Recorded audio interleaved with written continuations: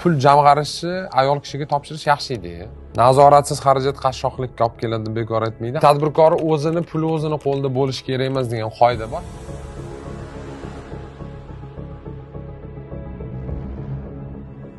Yoshim 20 da, Moskvada ishlayman. Oyligim yaxshi, lekin imkoniyatim bo'lsa ham pul yig'a olmayman. Buni qanday to'g'irlasam bo'ladi? Ortiqcha xarajatda detoks qanday qilinadi? Endi buni to'g'irlashni yo'li bitta. Endi 20 yoshda bilan to'g'irlash juda ham qiyin. Shu narsani tushunishingiz kerak. Chunki 20 yoshda odam hali o'zini to'laqonli boshqarmaydi. To'g'ri tuyuladi, boshqaraman va hokazo deb o'ylaysizlar, lekin unaqa emas. Chunki hali miya fully mature deydi, ya'ni oxirigacha shakllanib bo'lmagan bo'ladi. 26 yoshdan 30 yoshga shakllanib bo'ladi miya. Mana shu atrofda.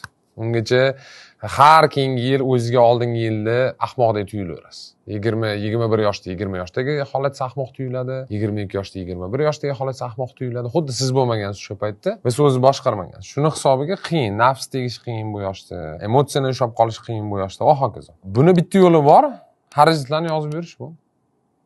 Asosiy masala shu. Ya'ni xarajatlarni yozib yurishdan boshlashingiz kerak. Nazoratda kuchaytirishingiz kerak. Birinchi o'rinda. Nazoratni kuchaytirganingizdan keyin 1 oy o'tadi, 2 oy o'tadi. Shuni ochib ko'ra olasiz. Ha, demak, pulim qayerga ketyapti? Men bu narsaga ko'p ketkazyapman.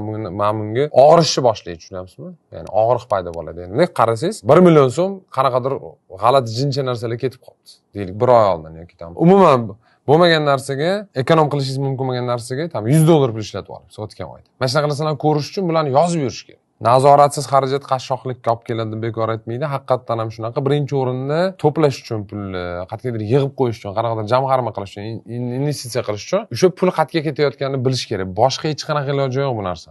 No, yana bir marta, buning uchun siz o'rningizda mana shu ish bilan shug'ullanayotgan muhitga kirardim men.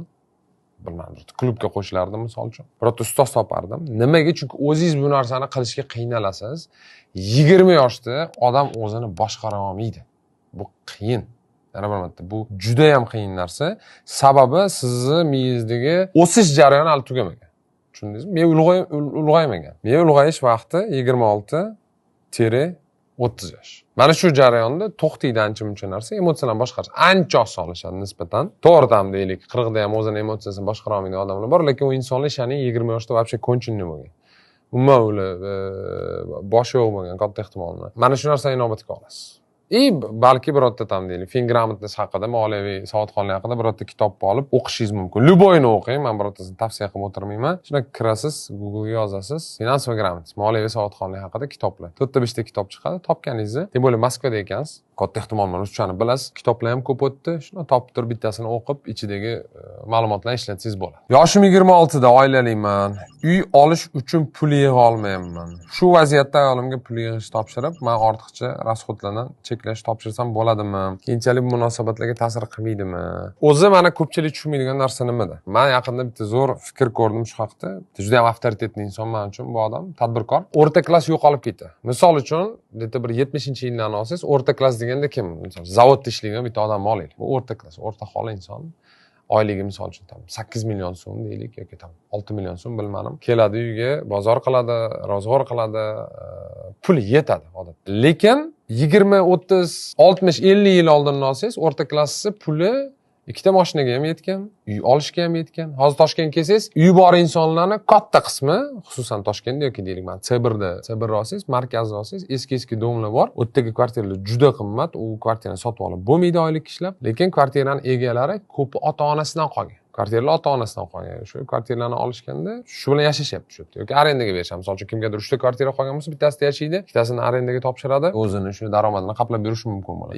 Bu o'rta klass imkoniyatlari bo'lgan bir paytlar. Ya'ni bir paytlar o'rta klass kvartira ola olardi. Bitta mashina ola olardi, boshqa narsa qilib chet elga chiqishardi misol uchun. Hozirgi kunda buning imkoniyati yo'q. 10 million oylikka kvartira olib bo'lmaydi Toshkentda. Imkonsiz. Prosta imkonsiz. Plus sizda 2-3 ta bola bo'lsa, kutilmagan rasxodlarga qanaqadir jamg'arma qilmoqchi bo'lsangiz, siz shunchaki kvartira olasiz. Ya'ni men nima demoqchiman bu gapim bilan? O'rta klass yo'qolib ketyapti.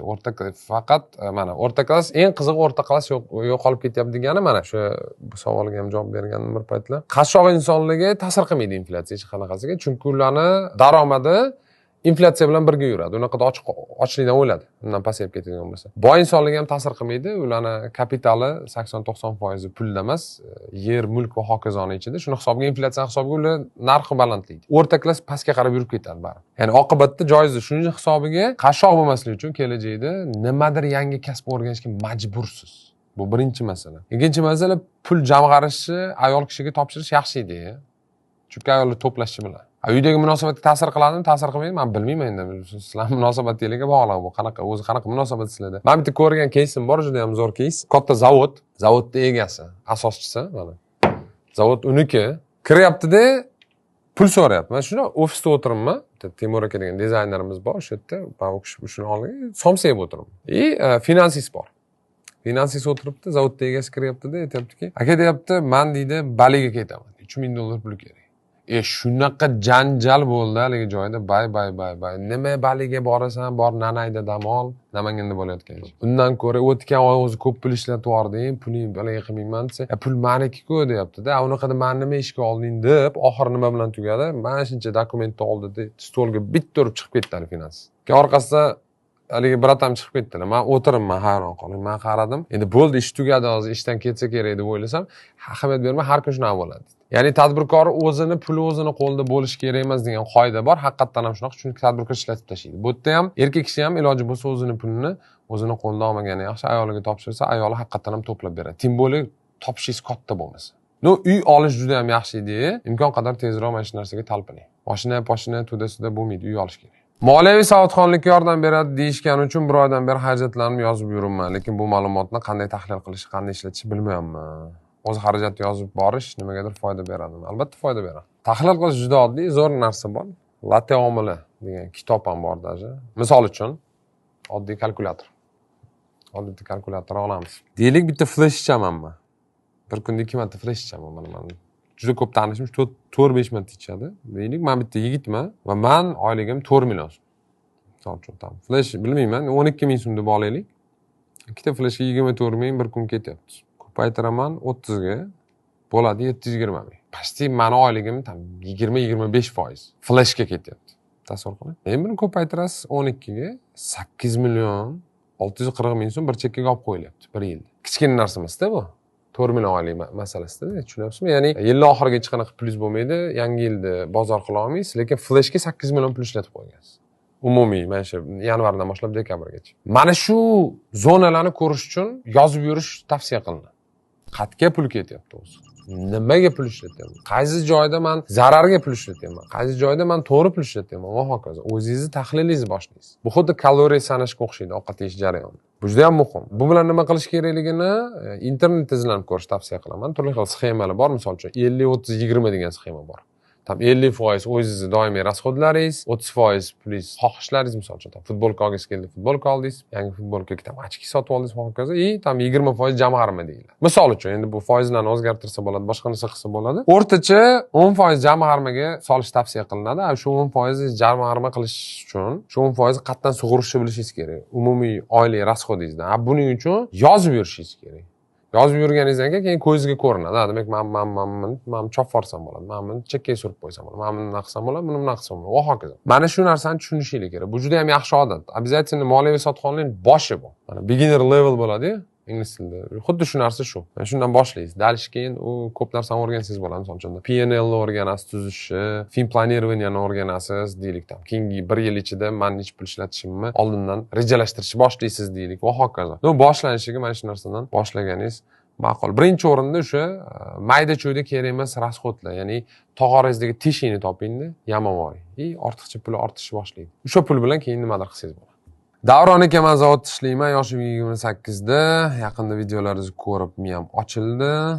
10 yildan beri zavodda ishlab biror foyda, bilim yoki ko'nikmani o'zlashtirmayman. Xuddi shu vaqt gipnoz holatda yurgandek tuyuldim.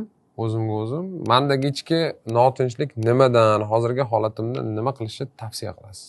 Endi qaranglar, mana menga bitta narsani tushunishingiz kerak insonlar. Sizlarning holatingizda nima qilishni sizlardan yaxshi hech kim bilmaydi. Chunki men bitta savol ichida siz haqingizdagi ma'lumotni ololmayman. Men xarakteringizni bilmasam, men networkingingizni bilmasam, men nimangiz borligini, kim sizga yordam bera olishini bilmasam, atrofingizdagi do'stlaringizni bilmasam, kimning resurslaringizni bilmasam, Tushunyapsizmi? Ya'ni men ko'p narsani bilmayapman-da hozir. O'shandan bilimsizlikdan kelib chiqqan holatda men shu tavsiyani berishga majbur bo'lyapman. Shuning uchun birinchi o'rinda o'zingiz tahlil qiling. Ya'ni o'tirib, kuchli tomonim nimada, rechaklarim qayerda? Rechak degani qayerdan olib chiqib ketdingiz bola? Misol uchun tog'angiz borda, 100 gektar yeri bor. Misol uchun.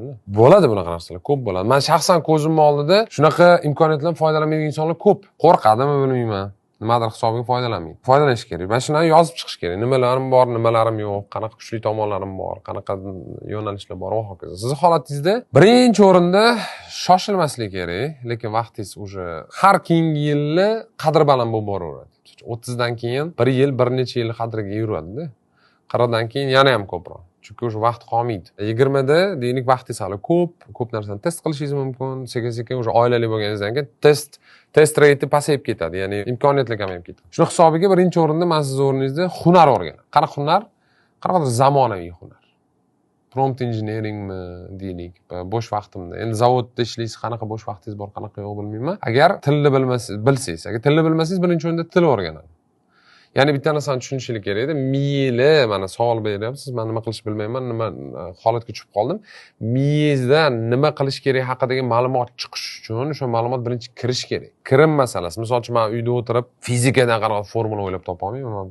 Men fizik emasman. Fizika o'ylab topa oladi shu formulani. Nimaga? Chunki u yillar mobaynida fizika bo'yicha kitoblarni o'qigan. Ko'p ma'lumot tiqqanda boshiga. Yoki o'tirib mana Mendeleyev davriy jadvali haqida Mendeleyev bir marta uxlab turib davriy jadval tuzib qo'ygan. Ha, shunaqa. O'sha bir marta uxlab turish uchun 15 yil kimyo bilan shug'ullangan inson. 15-20 yil kimyo bilan shug'ullangandan so'ng tushida miyasi o'sha davriylikni bergan. Tushunyapsizlarmi? G'oya havodan kelmaydi.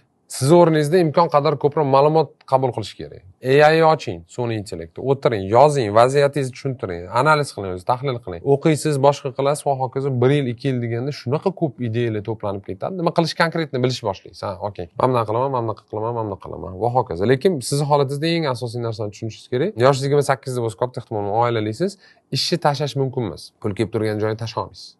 O'zingiz bo'lganingizda balki tashlardingiz. Chunki erkak kishiga hech narsa kerak emas-da. Arendaga ham yashayveradi, ko'chada ham uxlayveradi erkak kishi, normal hammasi. Oila bo'lgandan keyin o'sha sut tugadi. Bunaqa eksperimentlar qila olmaysiz. Ko'chada uxlay olmaysiz. Och yura olmaysiz, iloji yo'q. Shu hisobiga ish tashlamagan holda bu yoq tomondan maksimal ravishda ko'proq ma'lumotni bosh ichiga tiqish kerak. Til o'rganish kerak, investitsiya qilishingiz kerak miyangizga. Keyin 2 yil o'tadi, 1 yil o'tadi, miyangiz sizga investitsiya qilish boshlaydi. Ya'ni bu yoqdan o'sha ideyalar chiqishni boshlaydi. Mana shu narsani juda ham ko'pchilik inson afsuski tushunmaydi. Shunaqa. Agarda men sizning savolingizga javob berishimni xohlasangiz, savolingizni izohlaga yozishingiz mumkin bo'ladi. Savollarni yigitlar tanlab berishadi komandada menga. Men keyin bitta ko'rib chiqaman. Bugun ham bergan savollarim, ya'ni javoblarim hammasi aynan izohlardan olingan, aynan obunachilar tomonidan kelgan. Videoni manfaatli deb bilgan bo'lsanglar, obязательно like bosinglar va yaqinlaringizga jo'natib